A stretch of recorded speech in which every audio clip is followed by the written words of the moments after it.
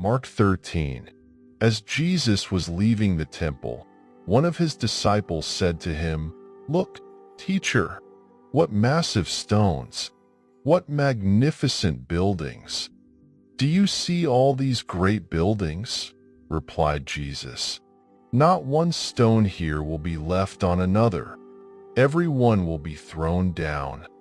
As Jesus was sitting on the Mount of Olives opposite the temple, Peter, James, John, and Andrew asked him privately, "Tell us, when will these things happen? And what will be the sign that they are all about to be fulfilled?" Jesus said to them, "Watch out that no one deceives you. Many will come in my name, claiming, 'I am he,' and will deceive many. When you hear of wars and rumors of wars, do not be alarmed. Such things must happen, but the end is still to come.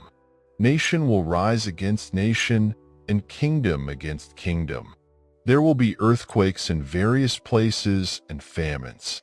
These are the beginning of birth pains. You must be on your guard. You will be handed over to the local councils and flogged in the synagogues. On account of me, you will stand before governors and kings as witnesses to them. And the gospel must first be preached to all nations. Whenever you are arrested and brought to trial, do not worry beforehand about what to say. Just say whatever is given you at the time. For it is not you speaking, but the Holy Spirit. Brother will betray brother to death, and a father his child. Children will rebel against their parents and have them put to death. Everyone will hate you because of me, but the one who stands firm to the end will be saved. When you see the abomination that causes desolation standing where it oes not belong, let the reader understand. Then let those who are in Judea flee to the mountains. Let no one on the housetop go down or enter the house to take anything out. Let no one in the field go back to get their cloak. How dreadful it will be in those days for pregnant women and nursing mothers. Pray that this will not take place in winter, because those will be days of distress unequaled from the beginning, when God created the world, until now, and never to be equaled again. If the Lord had not cut short those days, no one would survive. But for the sake of the elect, whom he has chosen, he has shortened them. At that time, if anyone says to you, 'Look, here is the Messiah,' or 'Look, there he is,' do not believe it. For false messiahs and false prophets will appear and perform signs and wonders to deceive, if possible, even the elect. So be on your guard. I have told you everything ahead of time. But in those days, following that distress, the sun will be darkened, and the moon will not give its light. The stars will fall from the sky, and the heavenly bodies will be shaken.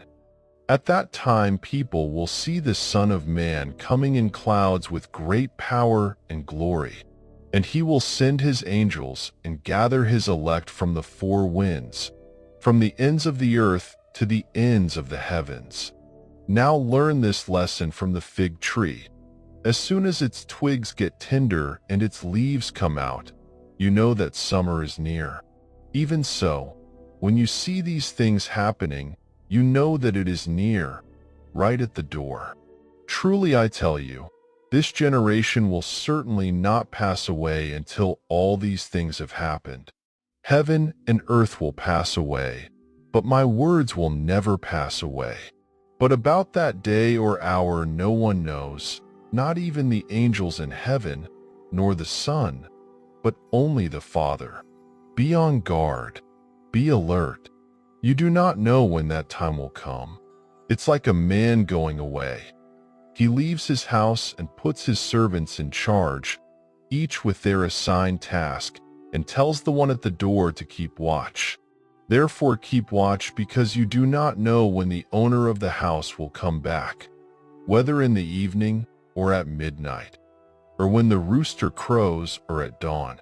If he comes suddenly, do not let him find you sleeping. What I say to you, I say to everyone, watch. 1 Kings 18.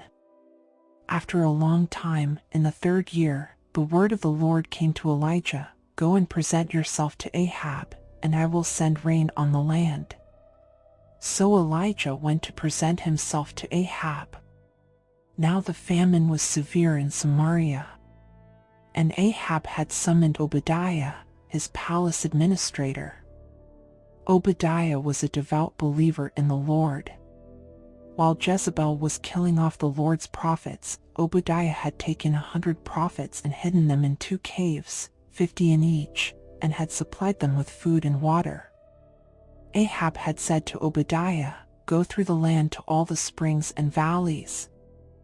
Maybe we can find some grass to keep the horses and mules alive so we will not have to kill any of our animals." So they divided the land they were to cover, Ahab going in one direction and Obadiah in another. As Obadiah was walking along, Elijah met him. Obadiah recognized him, bowed down to the ground, and said, "Is it really you, my lord Elijah?" "Yes," he replied. "Go tell your master, Elijah is here." "What have I done wrong," asked Obadiah, "that you are handing your servant over to Ahab to be put to death? As surely as the Lord your God lives, there is not a nation or kingdom where my master has not sent someone to look for you. And whenever a nation or kingdom claimed you were not there, he made them swear they could not find you. But now you tell me to go to my master and say, 'Elijah is here.' I don't know where the Spirit of the Lord may carry you when I leave you. If I go and tell Ahab and he doesn't find you, he will kill me. Yet I, your servant, have worshipped the Lord since my youth. Haven't you heard, my Lord, what I did while Jezebel was killing the prophets of the Lord? I hid 100 of the Lord's prophets in 2 caves, 50 in each, and supplied them with food and water. And now you tell me to go to my master and say, 'Elijah is here.' He will kill me." Elijah said, "As the Lord Almighty lives, whom I serve, I will surely present myself to Ahab today." So Obadiah went to meet Ahab and told him, and Ahab went to meet Elijah. When he saw Elijah, he said to him, "Is that you, you troubler of Israel?" "I have not made trouble for Israel," Elijah replied. "But you and your father's family have. You have abandoned the Lord's commands and have followed the Baals. Now summon the people from all over Israel to meet me on Mount Carmel. And bring the 450 prophets of Baal and the 400 prophets of Asherah, who eat at Jezebel's table." So Ahab sent word throughout all Israel and assembled the prophets on Mount Carmel. Elijah went before the people and said, "How long will you waver between 2 opinions? If the Lord is God, follow him, but if Baal is God, follow him." But the people said nothing. Then Elijah said to them, "I am the only one of the Lord's prophets left, but Baal has 450 prophets. Get 2 bulls for us. Let Baal's prophets choose one for themselves, and let them cut it into pieces and put it on the wood but not set fire to it. I will prepare the other bull and put it on the wood but not set fire to it. Then you call on the name of your God, and I will call on the name of the Lord. The God who answers by fire, he is God." Then all the people said, "What you say is good." Elijah said to the prophets of Baal, "Choose one of the bulls and prepare it first, since there are so many of you. Call on the name of your God, but do not light the fire." So they took the bull given them and prepared it. Then they called on the name of Baal from morning till noon. "Baal, answer us," they shouted. But there was no response, no one answered. And they danced around the altar they had made. At noon Elijah began to taunt them. "Shout louder," he said. "Surely he is a god. Perhaps he is deep in thought, or busy, or traveling. Maybe he is sleeping and must be awakened." So they shouted louder and slashed themselves with swords and spears, as was their custom, until their blood flowed. Midday passed, and they continued their frantic prophesying until the time for the evening sacrifice. But there was no response, no one answered, no one paid attention. Then Elijah said to all the people, "Come here to me." They came to him, and he repaired the altar of the Lord, which had been torn down.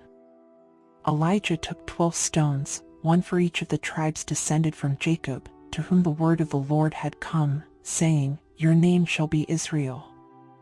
With the stones he built an altar in the name of the Lord, and he dug a trench around it large enough to hold 2 seahs of seed. He arranged the wood, cut the bowl into pieces, and laid it on the wood. Then he said to them, "Fill 4 large jars with water and pour it on the offering and on the wood." "Do it again," he said, and they did it again. "Do it a 3rd time," he ordered, and they did it the 3rd time. The water ran down around the altar and even filled the trench. At the time of sacrifice, the prophet Elijah stepped forward and prayed, "Lord, the God of Abraham, Isaac, and Israel, let it be known today that you are God in Israel, and that I am your servant and have done all these things at your command. Answer me, Lord, answer me, so these people will know that you, Lord, are God, and that you are turning their hearts back again." Then the fire of the Lord fell and burned up the sacrifice, the wood, the stones, and the soil, and also licked up the water in the trench. When all the people saw this, they fell prostrate and cried, "The Lord, He is God! The Lord, He is God!" Then Elijah commanded them, "Seize the prophets of Baal. Don't let anyone get away." They seized them, and Elijah had them brought down to the Kishon Valley and slaughtered there. And Elijah said to Ahab, "Go, eat and drink, for there is the sound of a heavy rain." So Ahab went off to eat and drink, but Elijah climbed to the top of Carmel, bent down to the ground, and put his face between his knees. "Go and look toward the sea," he told his servant. And he went up and looked. "There is nothing there," he said. 7 times Elijah said, "Go back." The 7th time the servant reported, "A cloud as small as a man's hand is rising from the sea." So Elijah said, "Go and tell Ahab, hitch up your chariot and go down before the rain stops you." Meanwhile, the sky grew black with clouds, the wind rose, a heavy rain started falling, and Ahab rode off to Jezreel. The power of the Lord came on Elijah, and, tucking his cloak into his belt, he ran ahead of Ahab all the way to Jezreel.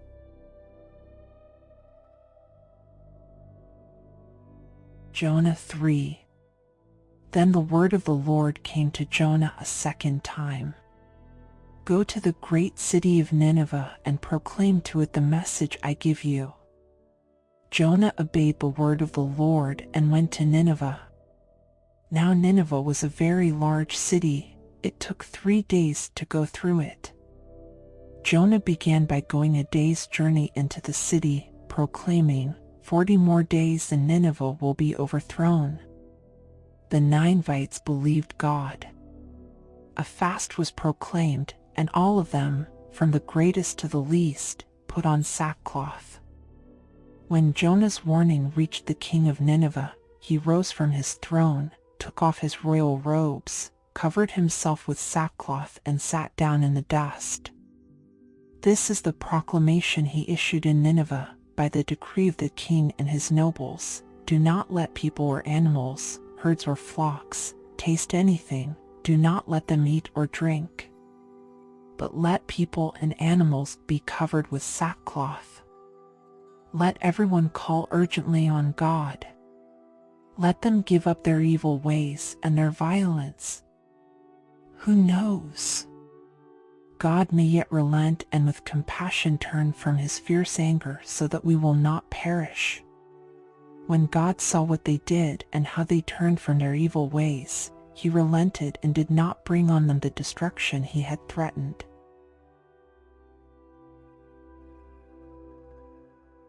Jonah 4. But to Jonah this seemed very wrong, and he became angry. He prayed to the Lord, "Isn't this what I said, Lord, when I was still at home? That is what I tried to forestall by fleeing to Tarshish.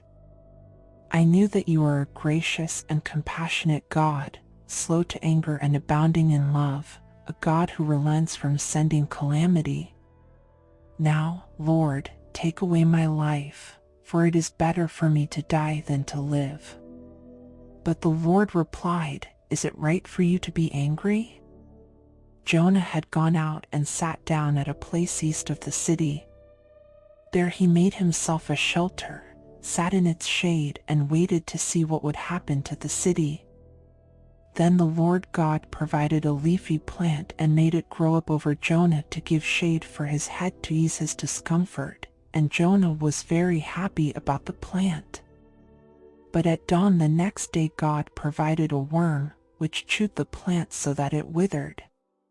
When the sun rose, God provided a scorching east wind, and the sun blazed on Jonah's head so that he grew faint. He wanted to die, and said, "It would be better for me to die than to live." But God said to Jonah, "Is it right for you to be angry about the plant?" "It is," he said. "And I'm so angry I wish I were dead." But the Lord said, "You have been concerned about this plant, though you did not tend it or make it grow. It sprang up overnight and died overnight. And should I not have concern for the great city of Nineveh, in which there are more than 120,000 people who cannot tell their right hand from their left, and also many animals?"